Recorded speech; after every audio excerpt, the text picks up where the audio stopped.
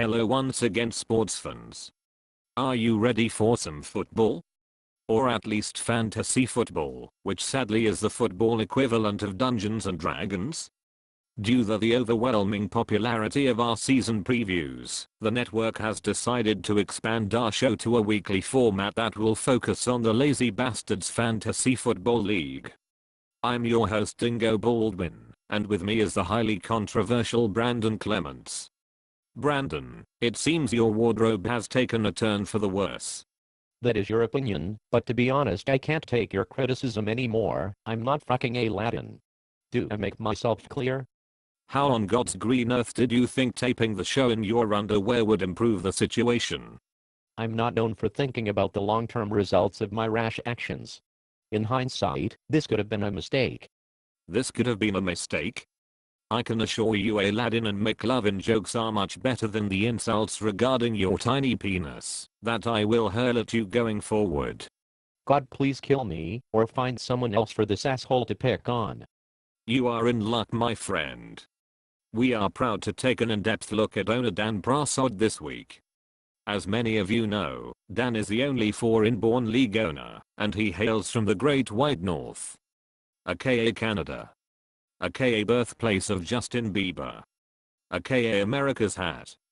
Dan had a troubled youth. As a young boy he was extremely obese and picked on by fellow classmates for his love for the television show Alf Long after it was cancelled. As a teenager he was able to shed the weight, but he was still subjected to the cruel fate of hormones during this awkward phase.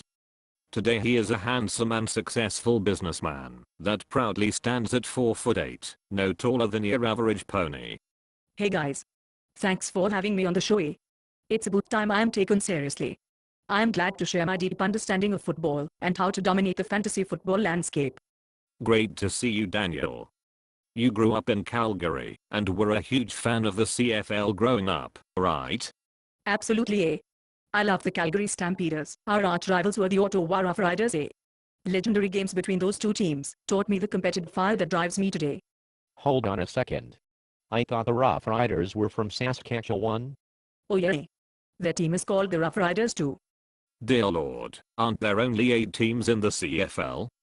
25% of the league is named Rough Riders? Not exactly. The Ottawa franchise was shut down in 1996. A sad day for all Canadians, almost as bad as the death of John Candy, which is now observed as a national holiday. A sad day for all of us, Daniel. Uncle Buck will live in all our hearts forever. You have got to be shitting me.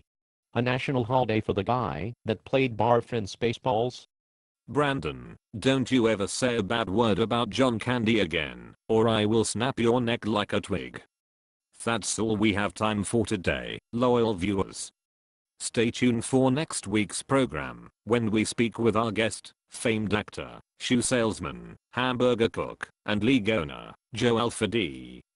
Until then, good night and good luck.